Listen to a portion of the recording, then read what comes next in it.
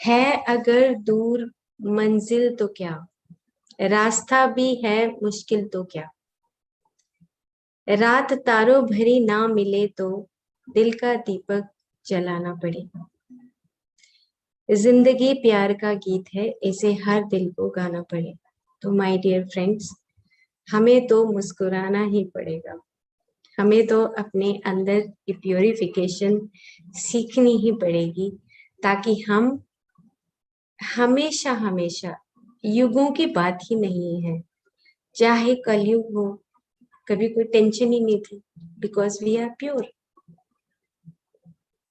त्रेता युग हो, द्वापर युग हो, अगर हम अपने आप को, अपनी वृत्तियों को, जो मूल वृत्तियां हैं उसको नहीं छोड़ते, तो युग कोई भी हो, आए जाए, क्या फर्क पड़ता है।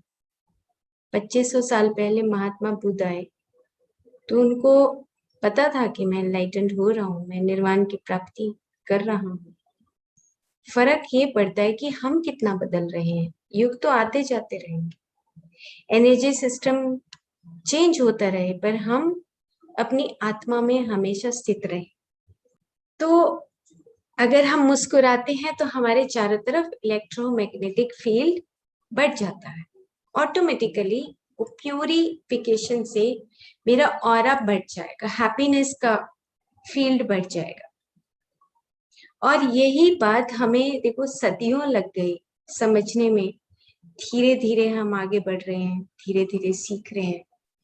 तो जैसे कि कल एडेलिन की एक स्टोरी थी कि जिसमें वो कैंसर अपने आप को ठीक करती है, हवाओं में रहती है, अच्छे तरीके से नहाती है, जंगलों में घूमती है, खुशबू लेती है।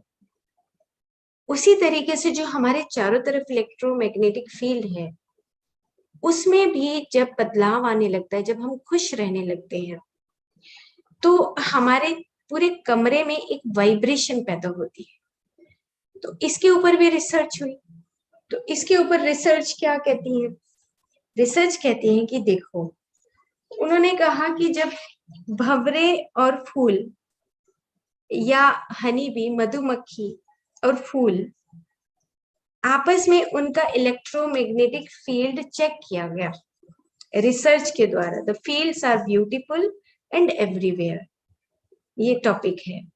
रिसर्च हुई, डॉसन चर्च ने जो माइंड टू मैटर में लिखा, और उसमें बताया कि भाई मधुमक्खियां तो इतना भी पहचान लेती हैं कि इस फूल से कोई मेरे से पहले मधुमक्खी आई थी, वो यहाँ से जो यहाँ का पराग है वो चुरा के ले गई है, तो फिर वो मंडराती नहीं, फिर वो दूसरे फूल को ढूंढती।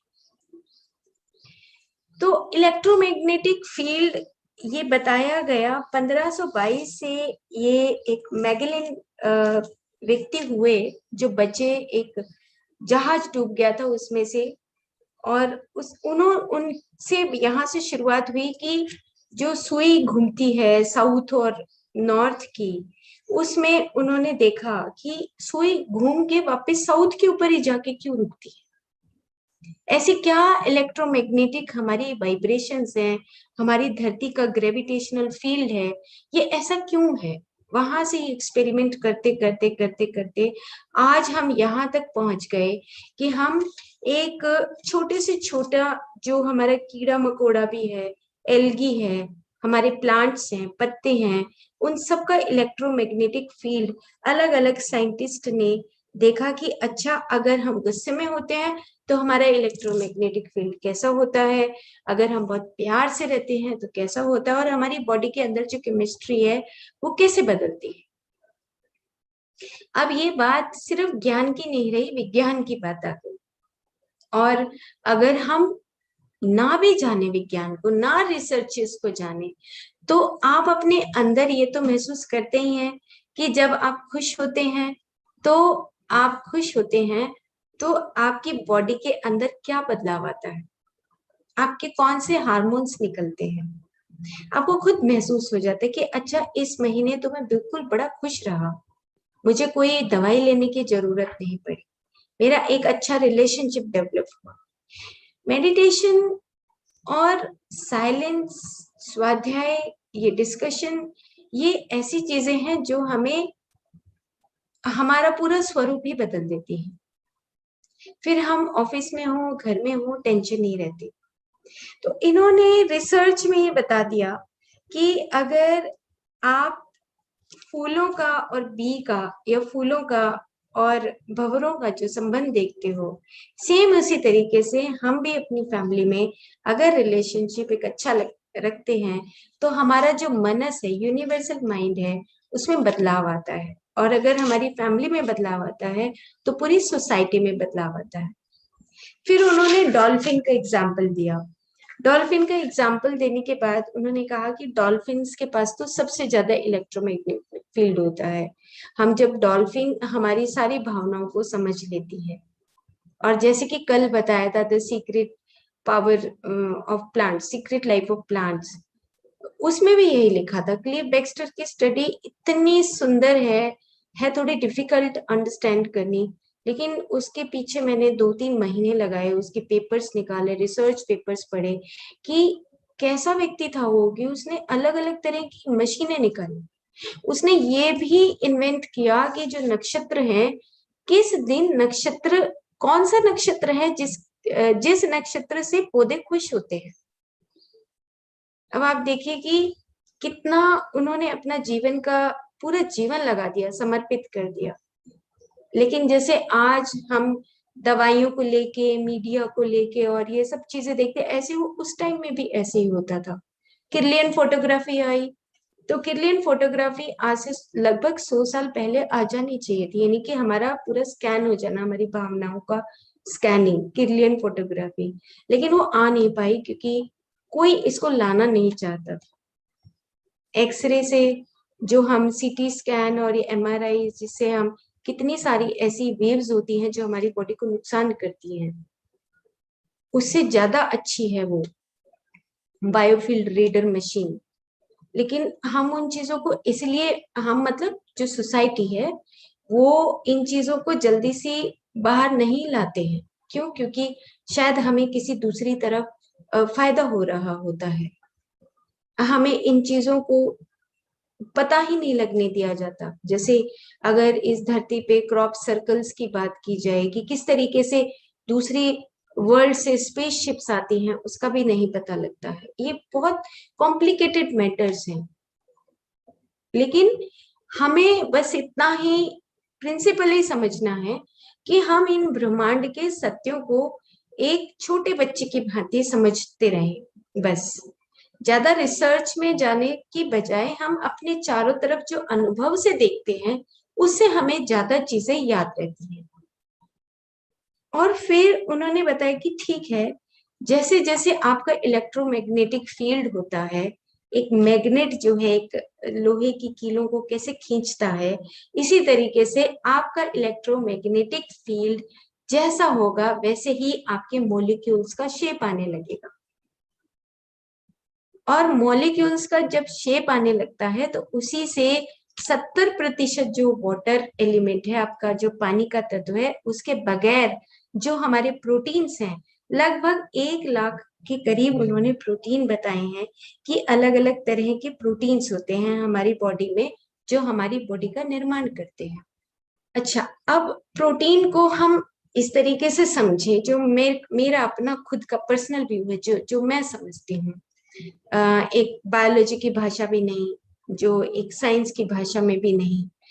जैसे हम जब तक रोटी कच्ची होती है तो हम उसका शेप बदल सकते हैं, लेकिन जैसे ही हम रोटी को पकाने लगते हैं तवे के ऊपर, वो पकने लगती है, तो फिर आप उसका शेप नहीं बदल सकते। तो मुझे ये समझ आया है आयुर्वेद में या अपनी लैंग्वेज में कि जब आप किसी चीज के प्रति इतने अडग हो जाते हैं, आप उन चीजों में इतने कंडीशनड हो जाते हैं, तो आपकी प्रवृत्तियां, आपकी वृत्तियां बनने लगती हैं। और वो ही शायद एक प्रोटीन की शेप है। मतलब कि प्रोटीन अगर आयुर्वेद की भाषा से समझा जाता है तो अग्नि का बहुत हायर स्वरूप, जहां अग्नि सब कुछ चेंज कर देती है, स्वरूप ही बदल देती है। जैसे आपने आग देखा, नीचे गैस है और उसके ऊपर रोटी पक रही है तो रोटी पकती है।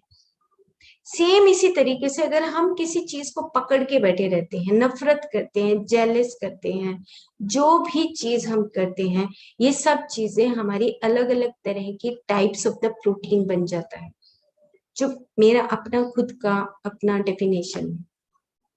तो अभी फिर ये बात आती है कि हम अपने आप को इस कंडीशनिंग से बाहर कैसे लेके आए। बाहर लाने के लिए हमें उसको बदलने के लिए अपनी पूरी बॉडी की जो मैन्युफैक्चरिंग है उसको प्राणमय कोश के एनर्जी सिस्टम के तहत ही हम उसको चेंज कर सकते हैं। एक बार जैसे रोटी का ढांचा बन गया, अब हमारी प्रवृत्तियां इतनी मजबूत हैं कि हम उसको बदलते हुए हमारी जिंदगी निकल जाती है। अरे गलती हो गई, फिर से हो गया, गलती हो गई, फिर से हो गया, गलती हो गई, फिर से हो गया। बार बार हम अपनी चीजों को, जैसे बहुत बार हम देखते हैं लाइफ में 20-25 साल की उम्र से देखते हैं कि बहुत अच्छा जॉब है फिर भी मन नहीं भरता, फिर बहुत अच्छा जॉब है, हम अच्छा कमा रहे हैं, उसके बाद भी ऐसा लगता है लालच और चीज आती रहती है, अब इससे बड़ा घर कर लें, अब ये कर ले, वो कर ले, अब ये हो जाए, ये हो जाए। इतनी सारी चीजों को, ये क्या हमारे जीन्स को नहीं बदलता है? क्या हमारे पैटर्न्स को नहीं बदलता? बदलता है। मैं कहती हूँ कि बीमारी से ज्यादा कहीं जीन्स इन चीजों को भी पर्टिकुलरली बदलते हैं। हम कहीं रिलीजन में घुस जाते हैं, जैसे कि कल बात कर रहे थे कि एक पंथ बना लेते हैं, एक समुदाय बना लेते हैं, एक कल्ट बनाते हैं, जिसमें कहते हैं कि नहीं, ये मेरा ही पंथ है। पंथ पंथ है ही नहीं, कहीं एग्जिस्टेंस ही नहीं है पंथ। यहाँ तो सिर्फ और सिर्फ एग्जिस्टेंस है इस पूरी प्रकृति का, और उस प्रकृति के छोटे से अंश हैं हम। बचपन में अपनी दादी से, नानी से कहानियां सुनते हैं, परियों की कहानियां सुनते हैं, हम बहुत मॉरल वैल्यूज की कहानियां सुनते हैं, फिर भी हम कहीं ना कहीं अंदर से कुछ ना कुछ बदल रहे होते हैं, लेकिन समाज जो है हमें चारों तरफ से कुछ और बना रहा होता है। फिर जब दुख में आते हैं, ठोकर लगती है, चैलेंज आता है, तब जाके हम कहीं सीखते हैं कि यस, मेडिटेशन या स्वाध्याय या साइलेंस में जाना, और हम अपने प्राणमय शरीर को या मनोमय शरीर को या हम कारण शरीर को किस तरीके से प्यूरिफाई करें। जब हम लगातार इसके ऊपर काम करते हैं, क्षण क्षण में काम करना पड़ता है, अगर हम क्षण क्षण काम करते हैं तब जाके कहीं हमारे प्रोटीन की मैन्युफैक्चरिंग में कुछ थोड़ा बहुत बदलाव आएगा। अदरवाइज कंडीशनिंग और क्रिएटिविटी, इन दोनों में ही हम उलझे रहते हैं। कभी कभी तो ड्रीम्स लेते हैं कि हाँ मैं बदल जाऊंगा पूरा, लेकिन वो ड्रीम फिर अधूरा रह जाता है क्योंकि हम अपनी प्रवृत्तियों को छोड़ नहीं पाते। रात को ड्रीम लिया कि मैं बदलूंगा और सुबह वो ड्रीम धूमिल हो जाता है, क्योंकि मेरे जो मन की कंडीशनिंग की जो प्रवृत्तियां हैं वो नहीं बदलती हैं। इसीलिए हमें अपने ऊपर वर्क करने की जरूरत है। कई बार मैं सोचती हूँ, जब आइंस्टाइन की बायोग्राफी आज से बहुत पहले पढ़ रही थी, 10-20 साल की बात हो गई, याद नहीं अब तो, और न्यूटन की, थॉमस एडिसन की, इन सब की बायोग्राफी जब पढ़ रही थी मैं, तो जब मुझे लगता था कि ये लोग मतलब कमरे के अंदर ही रहते थे, एक्सपेरिमेंट करते रहते थे और इतना बिजी रहते थे, उसमें डूब जाते थे कि कैसे मैं प्रकृति के नियमों को लोगों तक ले जाऊं, कैसे मैं थ्योरी बनाऊं, कैसे मैं उस थ्योरी के माध्यम से लोगों को बताऊं कि लाइट की ये फ्रीक्वेंसी होती है।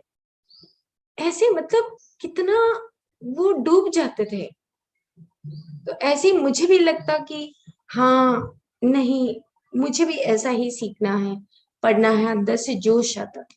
तो हमें अपनी बॉडी के बारे में तो एटलीस्ट हमें इतना जरूर पता होना चाहिए कि मैं अपनी बॉडी को कैसे प्यूरिफाई कर सकता हूँ।